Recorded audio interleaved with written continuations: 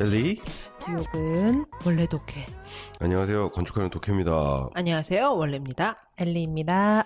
네, 오늘은 정말 오랜만에 건축 독해, 그러니까 우리 독해 씨가 하는 건축 독해 네. 시간이죠. 네. 네, 그러게요. 네. 한동안 안 해가지고 되게 편했는데, 네. 네, 그래도 또 지난번에 특별히, 중겸 씨가 게스트들 모시고 얘기하다가 이제 하다 못해는 게스트가 건축 독해까지 하는 마당에 이르러가지고. 그러니까 내가 별로 안 해가지고 이제 편했는데, 예, 오랜만에 정말로 오리지널 독해, 건축 독해 돌아왔습니다. 와. 네. 예, 우리 지난번에 중겸 씨가 해준 그 건축 독해도 재밌었어요. 너무 그죠? 재밌었어요. 네. 네. 그래요. 링컨 네. 센터. 그죠? 거인의 건축. 거인의 네. 건축. 우리 독해 교수님, 네, 자꾸 교수님이라고 하지 쓴상님. 마요. 순상님. 순상님. 네, 오늘의 주제는 뭔가요? 예, 제가 이제 뭐 아까 앞에서도 잠깐 근황이었대는지 얘기하다가 한 5년 동안 했던 호텔 프로젝트 끝나고 그 다음 프로젝트 또 호텔을 하고 계속 호텔만 지금 하고 있어요. 그래가지고 지금 아주 그냥 묻혀 있는 것 같아, 호텔에. 그 사무실에 우연찮게 이렇게 널려져 있는 책을 보다가 거기에서 어떤 영감을 받은 주제예요. 그래서 뭐 대충 짐작을 또 하셨겠지만 네. 예, 오늘 건축 독해의 주제는 특별히 이름을 안 줬어요.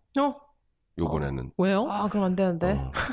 특별히 이름을 안 줬고 그냥 뉴욕에 있는 좀 특이한 호텔들 중에 한 호텔의 얘기를 좀 하려고 그래요. 네. 그래서 예전에 한번 부티크 호텔에 대해서 얘기한 적이 있었잖아요. 그때가 노가리 때였었던 것 같은데. 네. 그래서 이 부티크 호텔이라는 컨셉 자체가 이제 뉴욕에서 시작한 거고, 그러면서 그 굵직굵직한 사람들이 좀 나왔잖아요. 뭐 이완 슈레거 나오고, 그 사람이랑 같이 부티크 호텔이라는 걸 처음으로 디자인하기 시작했던 필립 스탁이라는 사람도 나왔었고, 거기 또 앤디 워홀도 나오고, 뭐 스튜디오 57, 뭐 그런 나이트 클럽 이런 얘기도 좀 했었고, 그러다 보니까 이제 호텔을 얘기할 때 이 뉴욕에서 의 호텔을 빼놓고서는 정말로 이 호텔이라는 거를 특히나 이제 부티크 호텔이라는 걸로 어떤 트렌드가 이렇게 바뀐 이후로는 뉴욕에 있는 호텔들을 빼고는 얘기가 잘 안 되는 것 같아요. 그래서 오늘은 그런 호텔들 중에 이 호텔도 사실 부티크 호텔이에요. 굳이 나누자면 네. 네. 굳이 나누자면은 부티크 호텔인데 그리고 또 그 부티크 호텔들이 요즘 핫한 부티크 호텔들이 모여있는 그 노매드 그 동네에 있는 호텔 중에 하나인 레드버리 호텔이라는 호텔에 대해서 좀 얘기를 해보려고 그래요. 레드버리야? 빨강. 예, 빨강의 레드. 레드버리. 그러니까 B-U-R-R-Y? B-U-R-Y. B-U-R-Y. 아, B-U-R-Y. 레드버리 호텔. 그래서 딱 연상되는 게 빨간색이 네. 연상이 되잖아요. 네. 네. 실제로 인테리어에 이런 액센트 컬러를 빨간색을 많이 써요. 실제로. 예쁘겠다. 그래서 제가 알기로는 로케이션이 한 3군데 있거든요. 그러니까 뉴욕에 하나가 있고 캘리포니아에 하나가 있고 마이애미에 하나가 있고. 네. 그래서 캘리포니아에 있는 레드버리 호텔은 실제로 건물이 빨개요. 찾아봐야 되겠다. 실제로 건물이 빨갛고 그리고 뉴욕에 있는 거는 조명으로 건물을 빨갛게 만들어. 그래요? 네, 저녁 때가 되면은 맨날 하는 건지 모르겠는데 그 이미지를 찾아보면 그 빨간 그 건물을 보여주는 그 샷이 있더라고. 네. 그 뉴욕에 있는 호텔인데. 그리고 인테리어에 이제 호텔 이름처럼 그 붉은색 악센트 월 컬러로 쓰고 그래서 인테리어를 하고 그러는 호텔이에요. 그리고 뭐 건축이, 네, 이 호텔이 이제 쭉 얘기를 하겠지만 뭐 건축이 대단하거나 인테리어가 뭐 끝내주거나 뭐 그런 호텔은 아니에요. 사실은 그냥 네. 어느 정도의 부티크 호텔이면은 예상 가능한. 네. 그리고 뭐 가격대가 얼마고 뭐 300불 이쪽 저쪽에 형성이 되는데 어느 정도 이렇게 예상이 가능한. 네. 그래서 막 호텔닷컴이나 이런 데 찾아보면은 100불대 또 딜이 되고 막 그러는 그냥 어느 정도 예상 가능한 그런 호텔이에요. 그냥 호텔이고 뭐 그렇다고 뭐 건축이 이게 뭐 랜드마크, 이게 사실은 랜드마크인 빌딩이거든요. 건물이 하도 오래된 건물이라 그렇긴 해도 건물이 그렇게 대단한 디자인을 갖고 있나? 그런 것도 아니에요, 사실은. 그냥 뉴욕에서 흔히 볼 수 있는 돌로 된 그냥 네. 건물이에요. 근데 뭐 이거를 디자인한 양반이 그 피프트 애비뉴에 있는 그 까르띠에 건물 있잖아요. 네. 겨울 되면 빨간 리본 다는 네네네. 까르띠에 네. 건물. 그 건물 디자인한 양반이 이 레드버리 호텔도 디자인을 했거든요. 뭐 그러니까 어느 정도의 그 건축 랭귀지가 보이잖아. 까르띠에 빌딩 하면은 떠오르는 이미지가 있고 그렇게 생겼어요. 딱 그렇게. 뭐 그런 호텔인데 그렇다고 뭐 엄청나게 비싸거나 럭셔리한 호텔도 아니고. 근데 뉴욕의 호텔 하면은 약간 좀 비쌀 거라는 생각들 많이 하잖아요. 그죠. 그쵸. 특히 맨하탄에. 맨하탄에 있는. 위치도 또 딱 노메드 그쪽이고 하니까요. 근데 뉴욕에 있는 호텔 중에 어떤 호텔이 제일 비쌀 것 같아요? 가격 올라오는 게. 그냥 스탠다드 킹 게스트룸을 기준으로 해서 그냥 어떤 호텔이 제일 비쌀 것 같아요? 프라자 호텔? 플라자 호텔도 뭐, 예, 그럴 수 있는데, 그게 막, 하이는 아니에요. 네, 플라자 호텔. 올드 하이죠. 네. 어딜 것 같아요? 내가 알기로는 리츠칼튼 센트럴 파크이 제일 비싸. 나 지금 그 얘기 하려고 그랬어. 리츠칼튼. 리츠칼튼 얘기하려고 그랬어. 그랬어요? 빨리 얘기하지. 뭐, 리츠칼튼이 제일 비싼 걸로 뭐 사람들이 얘기를 하고, 그리고 그 주변에 있는 호텔들이 그런 가격들을 형성하고 있어요. 되게 오래된 호텔들. 리츠칼튼도 그렇고, 그 다음에 뭐 새로 떠오르는, 그 중에서 새로 떠오르는 거는 미드타운에 있는 포시즌. 네, 맞아요. 포시즌 거기 되게 비싸고, 그 다음이 바카렛 호텔. 바카렛. 거기 새로 지은 건물임에도 불구하고, 모마 앞에 있는 거. 모마 바로 앞에 있는 그것도 되게 높은 가격으로 형성이 되거든요. 오히려 만다린 오리엔탈 호텔 아세요? 들어는 봤는데. 센트럴 파크 바로 거기 컬럼버스 LG 서클. 있는데요. 네? LG. 삼성 있는데 삼성 있는데. 삼성 플라자인가 뭔가. 그 컬럼버스 서클 있는데 바로 있거든. 네. 그 만다린 호텔이 내가 알기로는 싱가포르에서 시작한 호텔이에요. 근데 이게 아마 세계 최초로 무슨 식스스타? 식스스타를 받은 호텔인가 뭐. 그러고 나서 막 두바이. 두바이에 막 호텔들 막 건물 붐 막 알고 막 그럴 때 슈퍼 초 럭셔리 호텔들이 막 나타났잖아요. 뭐 6개 이상 막 7개 뭐 8성 9성 막 나오는데 어쨌든 뭐 내가 알기로는 만다린 오리엔탈 이 호텔이 싱가포르에서 시작한 호텔인데 아마 최초로 6성 호텔로 시작한 호텔일 거예요. 근데 이것도 뭐 리츠칼튼이나 이런 거보다도 좀 가격이 낮게 형성이 되나 봐. 근데 여기서 비싸게 형성된다라는 얘기는 천불대 이쪽 저쪽이에요. 하룻밤에. 진짜 비싸다. 네, 그러니까는 뭐 그런데 레드버리 여기는 뭐 한 100불 뭐 운 좋으면은 100 몇십 불에도 살 수 있고 사실 이렇게 막 비싼 호텔들도 안 팔리고 있다가 그 전날 막 맞아요. 아니면 같은 날 막 떨치는 거 있거든. 땡 처리하는 것처럼. 맞아요. 그래서 뭐 바카렛 이런 것도 운 좋으면 하룻밤에 한 80불, 90불에 살 수도 있어요. 정말? 그거 한번 해보지 그래. 그래서 뭐하게? 가서 좀 보게. 자보게. 뭐 그럴 수도 있는데 어쨌든 뭐 그냥 일반적으로 얘네들이 웹사이트에서 파는 호텔은 가격이 그 정도로 형성이 되거든요.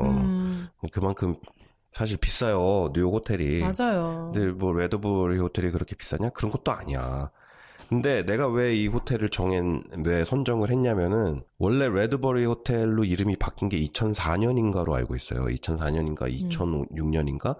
그 전에 운영되던 호텔에서 새로 디자인을 하면서 이제 레드버리 호텔이 된 거고 그러면서 이제 레드라는 컬러를 가지고 그때 바뀌었고. 예, 그러면서 이제 인테리어도 신경 쓰고 밖에서 막 조명으로 빨간 호텔 막 때리고 막 그러거든. 원래 이 오리지널 이 건물의 호텔 이름은 마르타 워싱턴 호텔이었어요. 마르타 워싱턴. 예, 조지 워싱턴 부인. 예, 당신은 알고 있네요. 네.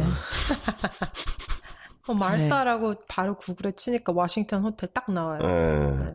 이게 2006년이 아니고 2016년에 바뀌었구나. 바뀐 지 얼마 안 됐어요. 네, 그러니까 굉장히 그렇게 얼마 안 된 새로 이렇게 단장한 게 얼마 안 된 거예요. 근데 그 전에 벌써 이 마르타 워싱턴 호텔이라고 불렸을 때가 이게 처음 이 건물이 지어진 게 그러니까 1903년으로 알고 있거든요. 1903년에 호텔을 오픈을 했어요. 네. 1903년, 그러니까 그때 지어진 건물이야, 이 건물이. 대박. 되게 오래된 건물인 거지. 115년 됐다는 얘기잖아요. 그죠? 그래서 이게 그러고 있다가 보통 호텔이 브랜드가 바뀌거나 오너십이 바뀌는 이유는 건물이 오래되고 막 그러면 그냥 리브랜드를 하면서 호텔을 팔거나 아니면 자기네들이 펀드를 그 인베스트먼트를 받아서 그 돈을 가지고 레노베이션을 하면서 리브랜드를 하는 거거든. 네. 예전에 갖고 있던 이름을 그대로 뭐 인테리어만 바꾸고 이러면은 사람들의 인식이 되게 웃긴 게 그 이름이 안 변하면은 호텔의 이미지를 바꾼다는 게 굉장히 어려워요. 그래서 호텔들이 그 리브랜딩 하는 이유가 그런 것 때문에 좀 그러는 거거든요. 그래서 인베스트를 해가지고 좀 업그레이드를 하면은 그래야 이제 레비뉴가 올라가고 건물 유지가 되고 이익이 남으니까. 네. 근데 보통 그런 이유로 이제 호텔들이 사고 팔리는 거거든요. 그래서 이 호텔도 2016년에 리브랜드를 하면서 리오프닝 한 게 한 2년 정도 제가 알기로는 레노베이션을 했어요. 그래서 2014년에 네. 건물이 팔렸고. 근데 이게 1903년에 지어졌다고 그랬잖아. 그러니까 일단은 100년이 넘어가지고 이렇게 되는 건물들은 대부분 랜드마크 빌딩이 된다고 보면 돼요. 그래서 2012년에 랜드마크가 됐어, 사실, 실제로. 네. 랜드마크 건물이 됐고, 그래서 외관은 건드리지 못하고, 안에만. 인테리어만 이렇게 건드리는 걸 한 거죠. 그래서 아까도 얘기했지만 캘리포니아에는 건물이 빨갛다고 그랬잖아. 네. 근데 이거는 그렇게 못하니까 밖에서 조명으로 이렇게 빨갛게. 왜 그 말타 워싱턴이라는 이름을 갖게 됐는지 그거를 좀 알아보는 게, 그렇다면 이제 말타 워싱턴이라는 사람이 도대체 어떤 사람인지를 좀 알아보는 게 그죠? 좀 이해하는데 도움이 될 것 같아요. 그 백그라운드를 이해를 하는 것이.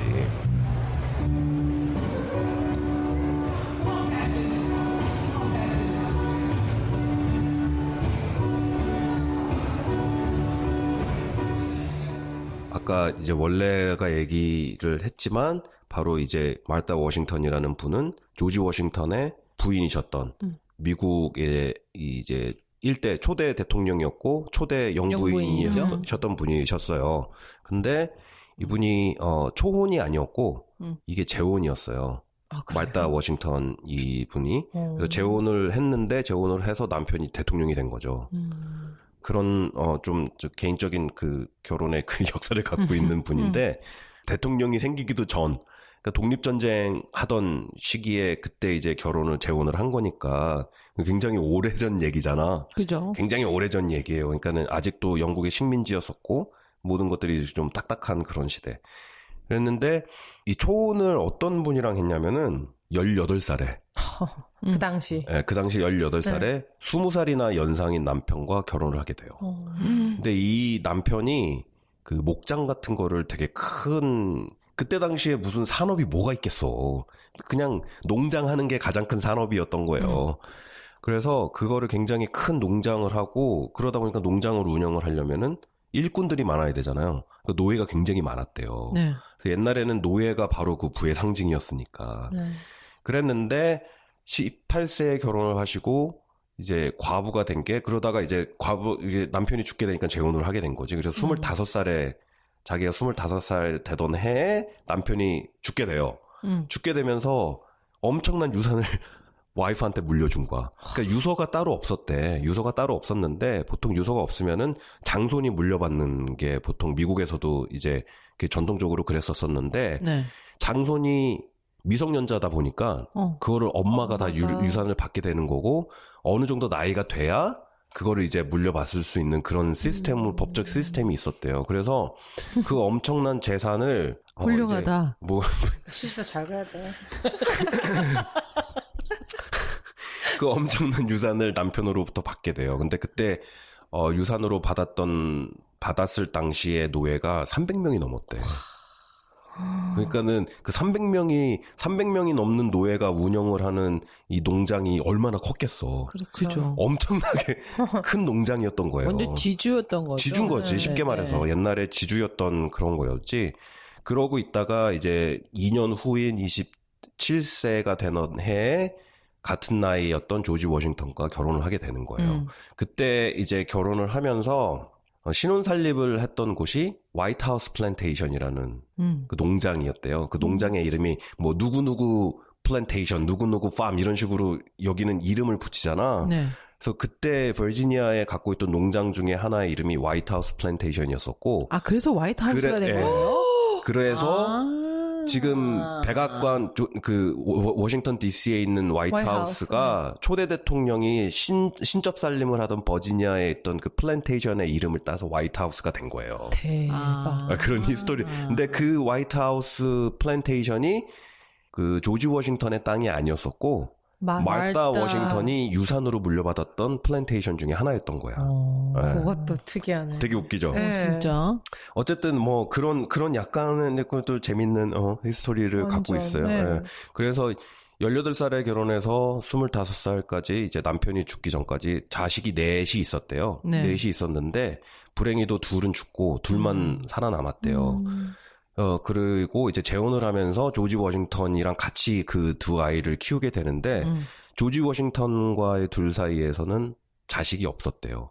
그래요? 네, 그래서 그 전 남편으로부터 같이 낳았던 그 아이들을 같이 조지 워싱턴이 같이 길렀군요. 길렀다고 그렇게 얘기를 하더라고요. 그래서 혈육은 실제로 피부치는 없대, 조지 워싱턴이. 그렇다고 그러더라고. 역사라는 건 참 재밌는데 내 미국 역사는 참 별로 재미도 없고 그래가지고 잘 몰라요, 나는. 사실 뭐 그래서 영국으로부터 독립을 하려고 독립전쟁을 했다라는 건 알고 있고, 그래서 그 독립전쟁 중에 이 조지 워싱턴이라는 사람이 어떻게 해서 장군이 됐고, 그 독립전쟁이 끝나고 나서 장군이었던 사람이 어떻게 뭐 대통령까지 되고 뭐 그런 건 전체적인 건 아는데, 뭐 그런 디테일은 잘 몰라요. 근데 어쨌든 그 장군으로 독립전쟁을 막 여기저기 돌아다닐 거 아니에요. 근데 이 말다 워싱턴이라는 분이 그 캠프를 계속 쫓아다니셨대. 대단하다. 한 군데 머물러 있던 게 아니고 전쟁터를 계속 쫓아다니면서 엄청나게 내조를 했다는 거야. 그 쉽게 말해서 뭐 어디 나 군대 있을 때 그런 얘기 있잖아. 뭐 사단장 밑에 있으면은 나이에 상관없이 와이프들이 자기 남편 계급 따라간다고 그쵸. 막 그런 것처럼 막 그 밑에 있는 사람들 막 줄 쫙 세워가지고 막 이런 그런 남편 막 이렇게 으쌰으쌰 해주고 이렇게 해주는 그런 내조를 되게 잘했다고 그러더라고. 근데 되게 웃긴 거는 그랬던 사람인데 실제로 대통령이 된다고 하니까는 그거는 그렇게 반대를 했대요. 대통령을 하지 말라고. 왜요? 그건 나는 이제 아까도 얘기했지만 역사를 잘 모르니까 그 이유는 잘 모르겠어. 근데 뭐라 그럴까? 그때 당시만 해도 그 대통령이 뭐 하는 건지 이 장군은 알겠는데 전쟁터에서 이렇게 지휘하고 이건 알겠는데 대통령이라는 거는 뭔지 좀 잘 몰라서 그거를 받아들이지 못한 이유가 없지 있지 않을까라는 생각이 좀 들어요. 민주주의라는 개념이라는 것도 좀 없었을 것 같고 그게 도대체 뭔지. 새로운 형태의 국가를 실험하는 거였었잖아. 그죠. 그때 당시엔 전 세계 어디에도 있지 않는 정부의 형태를 실험하는 거였으니까 그러다 보니까 아마 그런 거에 대빵을 한다고 그러니까 이게 좋은 것 같으면서도 뭔가 잘 모르겠고 그래서 반대를 하지 않았나 싶어요. 근데 어쨌든 오늘 스토리는 미국이 뭐 초대 대통령 조지 워싱턴 이런 얘기가 아니고 그분의 부인이셨던 말다 워싱턴에 대한 얘기를 하는 거니까 뭐 그냥 대충 넘어갈게요, 그거는. 네. 네. 그냥 한번 이 말다 워싱턴이라는 이분에 대해서 한번 되게 좀 객관적으로 한번 생각을 해보자고요. 어린 나이에 결혼을 해서 애 넷을 낳았는데 둘은 죽고 또 얼마 안 있다가 과부가 됐어요. 네. 과부가 되면서 엄청난 유산을 물려받게 돼. 미망인이라고 그래. 과부라고 그러면 좀 그런가? 그럼. 그렇지. 미망인이 되셨는데 엄청난 유산을 받게 돼요. 네. 엄청난 유산을 받게 됐는데 그것도 이제 원래는 이제 장자 상속으로 돼야 되는 건데 아이들이 어리다 보니까 그 와이프가 이제 자기가 이제 위도가 미망인이 된 상태에서 그걸 다 관리를 했어야 되는 상황이었잖아요. 네. 보통 그렇게 되면은 옛날에는 뭐 그 여성의 사회 활동이나 경제 활동이 그렇게 나서서 하는 시대가 아니었기 때문에 그냥 받은 거를 이렇게 야금야금 까먹는 형태들이 많잖아. 그죠? 그냥 사라지는. 꽃감 빼먹듯이 이렇게. 근데 되게 특이했던 거는 이분이 그 유산을 상속을 받아가지고 나중에 결혼할 때까지 오히려 재산을 불리셨대. 타고났네. 근데 되게 신기하잖아. 그러니까는 뭘 해서 그랬을까나? 농장 운영하고 그러면서 굉장히 그거를 잘 운영을 하셨나 봐. 그때 당시에 경제 활동에 대한 경험도 없었을 테고 그랬을 텐데 이게 뭐 타고났던 건지 아니면 이렇게 사회적인 수완이 좋았던 건지 그거를 이렇게 꽃감 빼먹듯이 빼먹는 거에서 끝난 게 아니고 그 재산을 꾸준하게 늘리셨다는 거야. 그래서 이 말다 워싱턴이라고 하면은 그 여기서 받아들여지는 이미지가 경제적으로 일단은 여유로우니까 여기서는 경제적으로 여유로우면은 그게 바로 이제 뭐라고 그래야 되나 독립적인 네. 그 이제 돈이 줄 수 있는 것 중에 가장 큰 것이 나는 내가 생각하기에는 독립인 것 같거든. 그죠. 뭐 편안함도 있고 사치도 할 수 있고 다 그런 건데 그런 거는 그 다음 단계인 거고 돈이 줄 수 있는 가장 큰 거는 이제 독립적인 것. 근데 그게 왜 이분한테는 중요한 그리고 이분을 객관적으로 봤을 때 중요하냐면은 여성이었었고 그리고 사회적인 경험이 전혀 없었는데 그런 어떤 부까지 얻게 되고 그러니까는 그 사람들로부터 아니면 다른 뭐 남자들이나 이런 것들로부터 굉장히 독립적일 수가 있으셨던 거야. 그래서 조지 워싱턴과의 결혼도 굉장히 동등한 입장에서 그러니까 내가 시집을 와라, 내가 돌봐줄게 이런 게 아니었었고 오히려 조지 워싱턴보다 더 부자였대요. 그랬을 것 같아요. 네. 훨씬 더 부자였대. 그러니까는 그런 게 아니고 오히려 그런 독립적인 입장에서 동등하게 그런 결혼을 하셨던 분이야. 그 되게 당시에. 그 당시에 네. 되게 그 독립 전쟁하고 미국이라는 나라가 실제로 이렇게 포메이션이 되기도 전이었었으니까 그때만 해도 그 가발 쓰고 막 그러던 시대였잖아. 그죠. 그 이렇게 꼬불꼬불 1903년. 그러니까 아니지. 건물은 1903년인 네. 거고 레볼루션 그러니까 독립 전쟁은 한참 1800년대까지 그쵸, 가야 되니까. 그쵸. 1800 몇십 년으로 가야 되니까. 어쨌든 그랬어요. 그래서 이 말타 워싱턴이라는 이름을 들으면은 그게 좀 독립적인 여성. 최초의 여성 CEO 뭐 이런 느낌 아닐까요? 약간 그런 느낌이 들잖아요. 그래서 이 말타 워싱턴 호텔이 여성 전용 호텔이었어요. 네? 여성 전용 호텔. 그 당시에요? 그러니까 1903년에 지어졌을 그 당시에. 오. 이것도 그러면 그 마타 워싱턴이라는 여자가 여성 전용 호텔을 지어야 되겠다. 그러니까는 그분이 지으신 건 아니에요. 아, 그래요? 네, 그 분의 이름을 따서? 브랜드로 쓴 거예요. 아. 그 분의 이름이 갖고 있는 그 사회적인 그 인식이랄지, 아. 여성 CEO 뭐 이런 이미지, 네. 뭐 이런 거를 갖다가 브랜드로 쓴 거죠. 아. 그래서 말타 워싱턴이라는 호텔을 지었는데 그게 여성 전용. 그분의 이미지에 맞게 여성 전용인 호텔이었던 거예요. 네. 되게 앞서갔다. 지금 되게 찾아보니까 앞서가죠? 참고로 말타 워싱턴은 1802년에 돌아가셨어요. 그러니까 100년.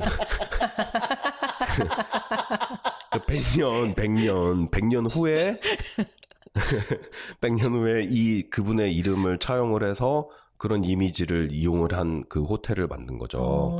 근데 뭐 아까도 뭐 이 말타 워싱턴 호텔이 나중에 레드버리로 바뀌었다고 그랬잖아요. 네. 2016년에. 근데 이 호텔이 그렇게 처음에 1903년에 오픈을 했을 때 여성 전용 호텔로 오픈을 했고 그렇게 운영이 됐던 게 1998년까지 여성 전용 호텔로 운영이 됐대요. 우와. 98년까지. 물론 내가 미국에 오기 전이긴 하지만 그래도 90년대 후반 최근까지라고 굉장히 할수 있는 거잖아요. 굉장히 최근까지인 거잖아요. 그때까지도 여성 전용 호텔로 운영이 됐었대요. 그래서 럭셔리 호텔로요? 그렇죠. 여성 전용 여성 럭셔리 전용 호텔. 여성 전용 그거 럭셔리 흔하지 호텔로. 않은데. 네. 그러니까. 그래서 뭐 남자가 못 들어갔느냐? 남자가 들어갈 수 있었어요. 근데 남자가 들어갈 수 있는 구역은 1층에 있는 레스토랑까지. 거기까지였었고 호텔에서 일하는 각종 인플로이들 있잖아요. 네. 뭐 뒤에서 일하는 사람, 네. 앞에서 일하는 사람, 손님까지 네. 전부 다 여자. 100% 여자였던 너무 호텔이었대요. 앞서갔다, 진짜. 진짜. 예. 되게 특이한 호텔이죠. 근데 네. 그런 호텔이 1998년까지 그렇게 운영이 됐다는 거. 그래서 그런 이미지 때문인지 몰라도 레드버리 호텔의 그 마케팅을 보면은 약간 그런 이미지를 많이 차용을 해요. 여성 전용 호텔이라는 이미지를 많이 차용을 하거든. 그래서 모델들 갖다가 이렇게 해놓고 뭐 룸에 샷을 찍어도 한 명은 뭐 남장한 여자, 한 명은 화장 진하게 하고 드레스 입은 여자. 이런 식으로 이런 사람을 커플인 것처럼 해가지고 그게 이제 여성 전용이었다라는 그 히스토리의 어떤 네. 백그라운드를 계속 차용을 해서 마케팅을 계속 아직도 하거든요. 근데 지금 이제 여성 전용 호텔은 아니지. 네. 이름도 바뀌고. 예, 이름도 바뀌었고. 뭐 그래서 이 시기가 호텔이 생겼던 시기가 그 여성의 어떤 사회적 진출이 급격적으로 늘어났던 시대래요. 그러니까 1890년대 후반부터 1900년 이제 초반까지. 네. 그때 그래가지고 그 이후로는 또 뭐 지난번에 엘리가 그 20년대 그쵸. 패션도 네. 하고 막 그랬잖아요. 그러면서 이제 또 1차 세계대전, 2차 세계대전 하면서 그게 이제 또 폭발적으로 이제 늘어나게 되죠. 근데 처음으로 이제 여성들의 사회적 참여가 일어났던 시기가 요 시기. 그런데 불행하게도 이 여성이 어떤 사업 관계로 여행을 다니거나 이럴 때 호텔에서 지내야 되는 경우가 있잖아요. 그쵸. 비즈니스 트립을 하다 보면 호텔에 가서 지내야 되잖아. 근데 그죠. 여자가 체크인을 할 수 있는 호텔이 혼자서 네. 시간이 정해져 있었대요. 그러니까 옛날에는. 혼자서 막 내가 막 교통이 뭐 이렇게 비행기가 뭐 어떻게 되든 버스가 뭐 어떻게 되든 연착이 되든 뭐 그래가지고 내 호텔 체크인이 좀 늦어졌어. 그러면 체크인을 못 하는 거야. 여자 혼자서는. 그런 좀 제약이 되게 많았대요. 그래서 그런 것 때문에 여성 전용 호텔의 필요성을 느끼고 그렇게 만든 거야. 그런 비즈니스 하는 그 프로페셔널들하고 사회적으로 그렇게 혼자서 돌아다녀야 되는 사람들을 위한 호텔을 최초로 만든 거였죠. 그리고 나서 이제 1차 세계대전, 2차 세계대전 하면서 여성들의 어떤 그 사회적 참여가 정말 극대화가 됐을 때 그때쯤에도 시리에서 여성 전용 호텔이 막 생겼어요. 몇 개가 한 3-4개 정도가 생겼는데 오늘 얘기하는 호텔들은 그런 호텔은 다 제껴놓고 네. 왜냐면 그런 호텔들은 너무 어비어스한 그런 그 시장의 디맨드가 있었던 거잖아요. 그러니까 생겼던 건데 그게 오래들 가지 못했어. 근데 최초로 생겼던 이 호텔은 98년까지 계속 있었던 거야. 상징성이. 그 상징성이 강하니까. 그래서 계속 살아남았거든요. 음. 그런 그 여성 혼자서 여행 다니고 비즈니스하고 그런 어려움, 호텔에 투숙하는 어려움.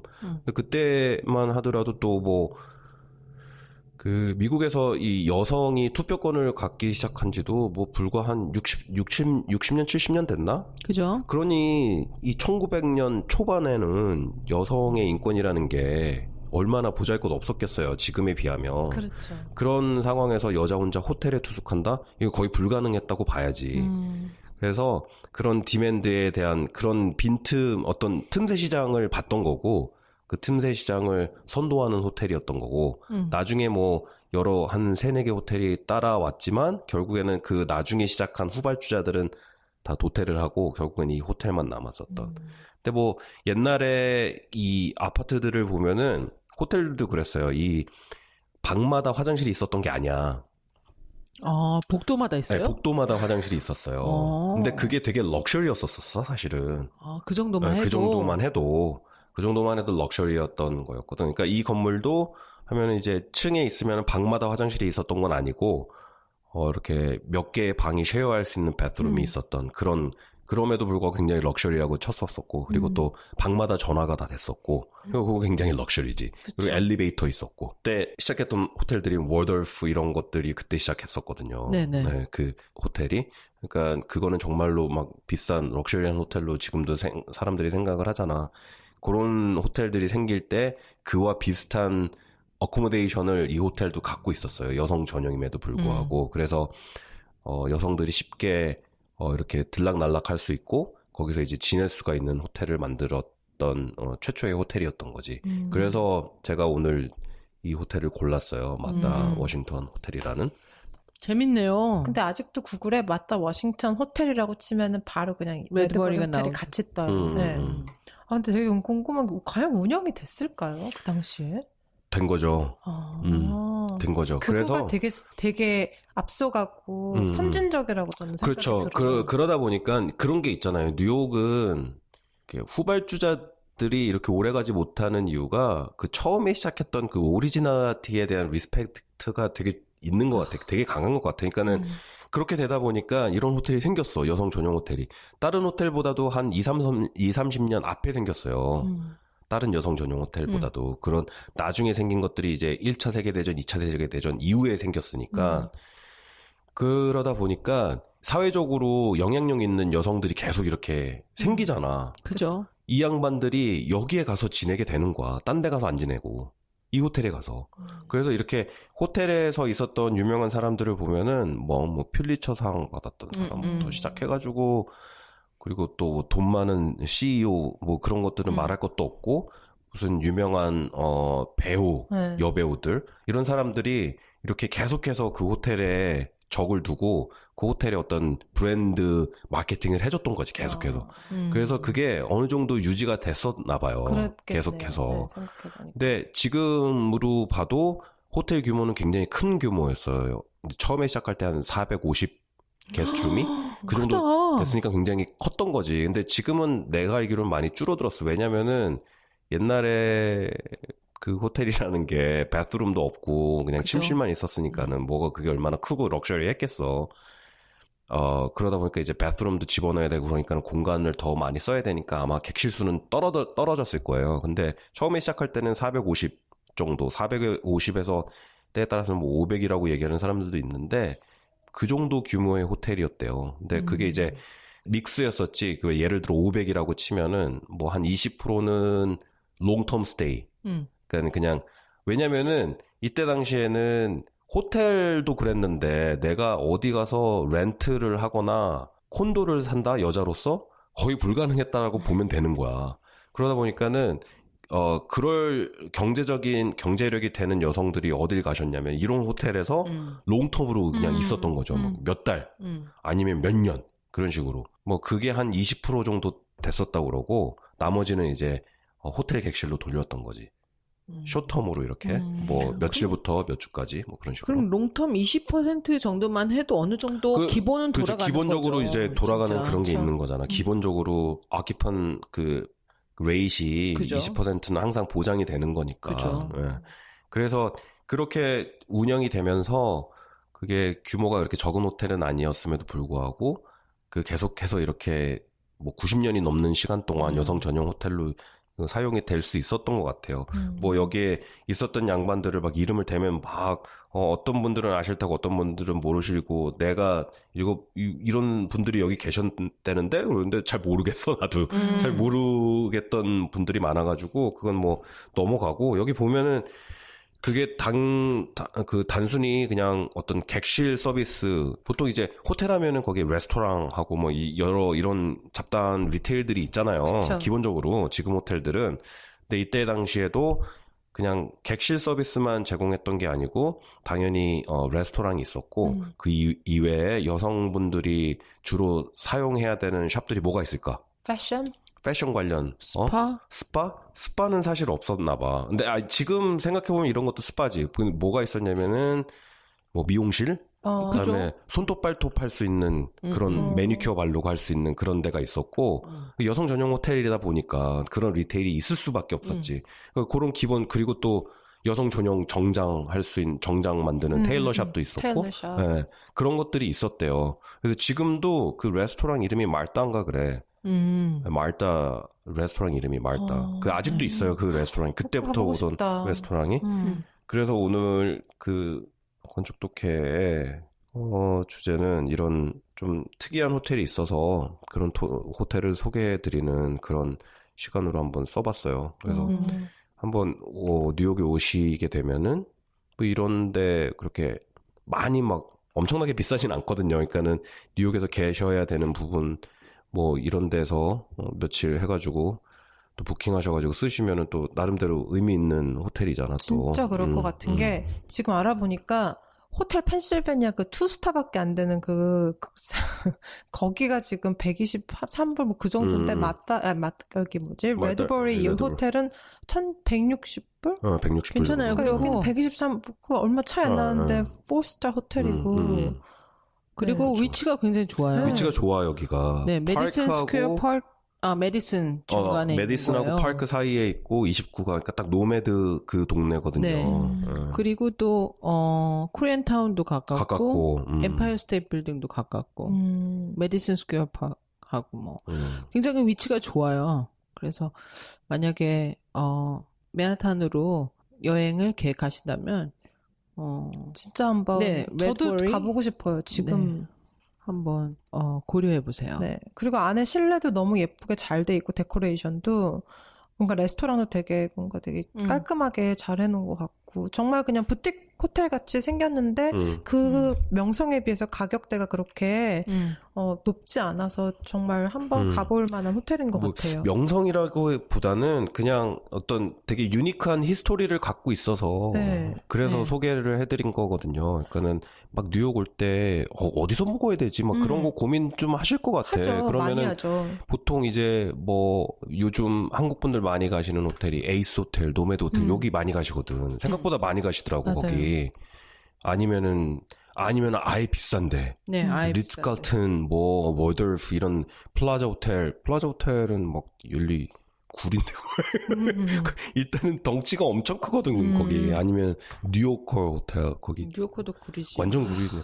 그러니까 그런데 이렇게 그냥 아는 데고 그냥 뻔한 데고 뭐 이렇게 패키지로 팔고 뭐 그러니까는 그런데 그냥 쉽게 가실 수도 있는데 여기는 다른 뭐 미드타운 여기에 이제 다른 네이버들이랑 접근성도 굉장히 좋은 위치에 있고 이런 되게 특이한 역사를 갖고 있으니까 그리고 가격도 많이 가시는 그런 가격대들보다 노매드나 에이스보다는 아마 쌀 거예요. 내가 알기로는 여기가.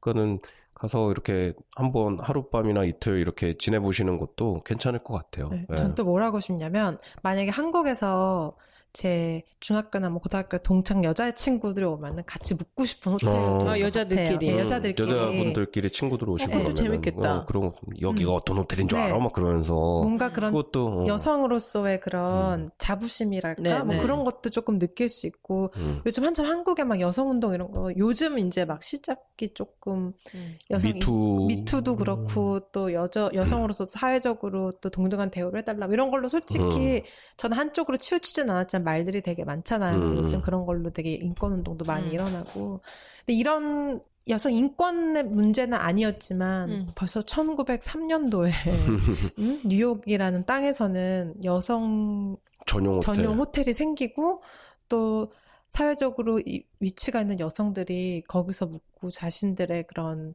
어떻게 보면 또 보호도 조금 할 수 있는 그렇죠. 그쵸? 네. 네. 어떤 자기의 쉘터가 되는 거지. 네. 그럴 수가 있는 그 역할을 했었죠 여기가. 그런 장소가 제공되었다는 게 정말 선진적이고 그러게요. 네. 거기서 여자들끼리 또 커넥션도 만들어서 그렇죠. 네. 서로 다 윈윈 할 수도 있고. 그러면서 이게 하나의 컨셉과 약간 여성이라면 또 성공한 나는 뭐 약간 성공한 여성이라면 난 저 호텔에 가 이런 약간 그죠. 유행처럼 이렇게 했던 것 같아요. 그러다 보니까 막 또 번지기도 했겠지만 그런 역사가 있다는 거를 약간 쉐어하며 아는 척 좀 하면서 한국 친구들한테 뭔가 소개시켜주고 싶은 호텔이에요. 그런 기회가 있으시면 네. 그러는 것도 괜찮을 것 같아요. 근데 뭐 그 뭐라 그럴까 뭐 그때 당시에는 굉장히 선두적인 막 그런 굉장히 앞서가는 아이디어였었고 굉장히 인터레스팅 하잖아. 사실 지금 생각해도 여성 전용 호텔? 뭐 이거.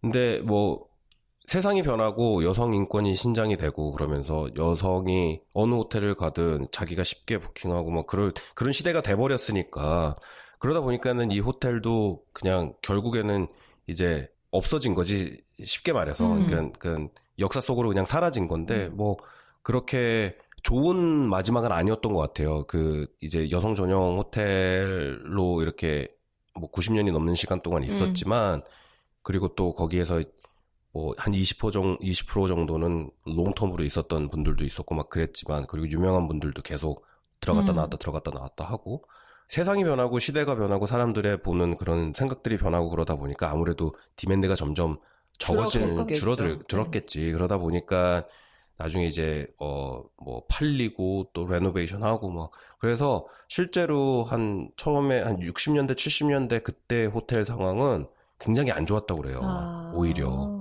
60, 70년 되면은 이제 여성들에게도 이제 선거권도 생겼고 막 그런 시대였잖아요. 근데 오히려 그때는 되게 피지컬리 건물이나 인테리어 이런 것들이 되게 형편없었다고 그러더라고. 다른 거에 비해서. 그러니까는 시대에 맞춰서 업그레이드가 제때제때 안 됐던 거야. 그러다가 이제 뭐 주인이 바뀌고 뭐 몇십만 불에 팔리고 어쩌고저쩌고 막 그러면서 그런 역사를 겪기는 했지만 그래도 지금도 뭐 그렇게 레드버리 치고 아니면은 말타 워싱턴 하고 그러면은 그런 역사가 이렇게 보이는 그런 건물이니까. 그리고 또 그런 연유로 또 랜드마크이기도 하고. 그렇죠. 그래서 한번 가보셨으면 하는 생각에서 오늘 그런 유니크한 호텔을 한번 골라봤습니다.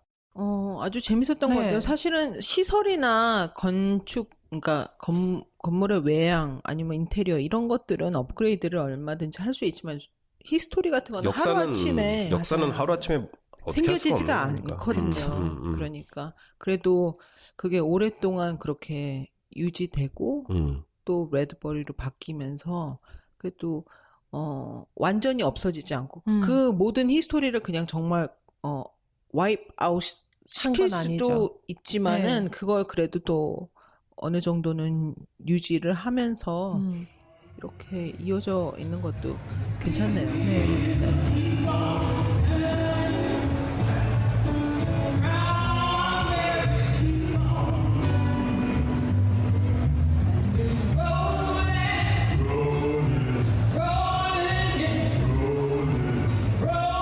네, 오늘은 약간 다른 건축토끼와는 달랐지만은 그러니까 아니 그랬나?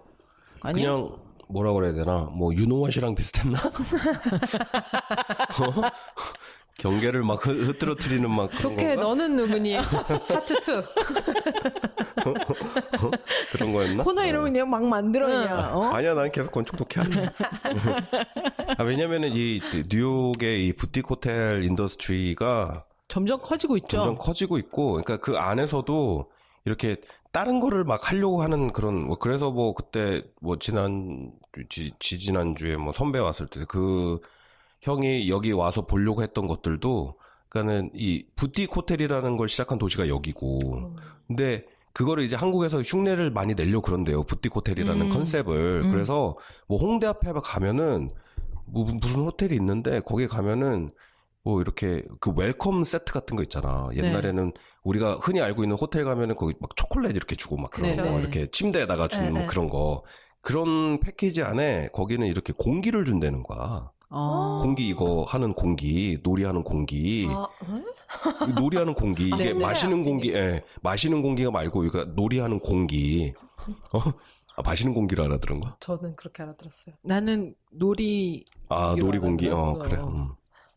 그 공기를 준다는 거야. 그러니까는 아주 작은 건데도 섬세함. 그런 것들을 굉장히, 자기 브랜드, 호텔 브랜드랑 엮어서 하려는 그런 호텔들이 한국에 이제 서울에 그렇게 생긴대요. 그러면서 그런 호텔들이랑 자기가 프로젝트도 하고, 그러니까는 여기 그러면 이런 부티크 호텔이라는 컨셉이 시작한 이 도시에서는 어떻게 지금 브랜드를 마케팅을 하고 부티크 호텔을 하는지. 그래서 왔던 것도 있었어요. 근데 여기는 이제 그 부티크 호텔 안에서도 약간 좀 그 안에서도 부티크 안에서도 막 여러 가지로 막 나뉘거든 또. 얘는 뭐 이런 거 하는데 얘는 저런 거 하는데 뭐 혹자는 뭐 커뮤니티 호텔이라는 얘기도 하고. 네. 커뮤니티 호텔이 난 뭔지 잘 모르겠어. 어쨌든 그 이제 부티크 호텔에서 이렇게 계속 이렇게 점점 그 시장이 커지고 그죠? 다양해지는 거를 원하고 네. 섬세하고 아주 디테일한 거에서 차이점을 찾고 거기서 맞아요. 마케팅을 하려는. 그래서 이번에 신세계에서 또 부티크 호텔을 하나 열었어요. 그래서 정영진이 그 열었는데 거기에 그 성인 기구를 거기에다가 이렇게 그 로봇 호텔 아니냐고. 아니야? 그런 거 보고 로봇 호텔이라고 그러지. 같이 놨다고 하더라고요. 어느 호텔은 공기를 놔 수도 있지만 이 호텔은 성인 기구를 그 로봇 호텔이지 뭐야 그게. 그 우리나라 호텔 잘못하면은 모텔 되기 쉽상이네. 그러니까 로봇 호텔 되기 딱 좋은 거야. 넣었대. 그래가지고서는 욕을 바가지로 먹었대? 모르겠어요. 욕을 먹었는지 어쨌는지 모르겠는데 뭐 컨셉이겠죠. 그걸 그러겠지, 넣고 그럼 가져가는 거예요. 또 재활용을 그걸 재활용 못해. 그걸 재활용 어떻게 해? 뭔 소리 하는 거지? 그냥 가져가는 거지. 거기는 뭐 샴푸, 뭐 컨디셔너 이런 것처럼 가져가는 거겠지. 신기하다. 그러니까 그래서 그렇다고 뉴스가 나온 거 봤거든요. 그래. 이제 한국에서도 좀 그렇게 하려고 그러는 것 같아요. 근데 내가 예전에 뭐 부티크 호텔 할 때도 얘기를 했지만 서울이라는 도시가 이 부티크 호텔 갖기가 너무 힘든 도시거든. 그 뭐라고 그래야 되나 그 걷는 사람, 그러니까 사람 이렇게 페데스트리안 프렌들리한 도시가 아니기 때문에 이 사람들이 이렇게 걸어다니면서 쉽게 들어갔다 나왔다 할 수 있는 도시가 돼야 이 부티크 호텔의 컨셉이 맞는 거거든. 그 컨셉이 안 되니까 이런 이상한 그런 컨셉을 잡는 거 아닐까? 무슨 뭐 성인기구 놓고 만약에 정말로 침대 그 쉿이랑 그런 것들을 정말 매번 성실하게 대단히 잘 갈아준다면 어느 정도 오케이? 그럴 수도 있지. 근데 그러지도 않으면서 성행기구 갖다 놓으면은 그 뭐야 도대체. 디스커스팅. I know. 자꾸 상상하게 되잖아. 아이씨. 더러 씨. 아니 근데 정말 호텔들이 생각보다 그렇게 막 그치. 그런 얘기는 않아요. 있었죠. 그런 맞아요. 얘기는 있었죠. 네. 근데 이걸 너무 이렇게 아비아스하게 이렇게 성인기구를 놓으니까 뭐야 도대체 혹시 생뚱맞네. 노이즈 마케팅인가 이런 생각 좀 들더라고요. 그럴 수도 있겠다. 네. 네. 어쨌든 네. 예, 그래서 그런 특이한 호텔을 한번 찾아봤습니다. 그래서 제가 기회가 되면은 이런 시리즈를 한번 해보려고요. 좋은 재밌겠어요. 것 같아요. 이제 뭐 여행 오실 때 이런 호텔에 가면 좋겠구나 좀 참고도 하시고 아무래도 이 호텔 프로젝트에서 벗어나질 못하니까 내가 네. 호텔 연구를 많이 하고 있는. 당분간은 계속 호텔을 할 것 같거든. 시리에서. 네. 그러니까는 뭐 좋다. 예, 겸사겸사해서 한번 뭐 이렇게 시리즈로 만들든지 뭐 해가지고 어차피 이제 1탄은 부티크 호텔 하면서 에이스 노매드 스탠다드 호텔 거긴 했었었고 네. 그 여기서 다시 한번 해줘도 되죠. 네. 뭐. 다시 해요? 한번 해주세요. 예, 네. 예, 그렇게 해가지고 한번 이런 호텔 한번 가보세요 하는 그런 코너 한번 만들어 볼게요. 네. 오, 진짜 좋은 것 재밌을 같아요. 것 같아요. 네. 그죠? 예, 그렇습니다. 이런 공수표가 안 되도록 네. 열심히 한번 해볼게요. 네, 제가 예. 옆에서 열심히 책 찍게 할게요. 예. 책 찍지. 나 발음이 꼬이냐 오늘. 배고픈 거다. 그래요. 배고프다. 자, 그럽시다. 그러면은 이제 뭐 좀 먹고 또 움직여야죠. 우리 네. 가야 되니까. 예. 감사드리고요. 지금까지 건축하는 토끼였습니다. 저는 원래였습니다. 저는 앤디였습니다. 예, 감사합니다. Love. Love.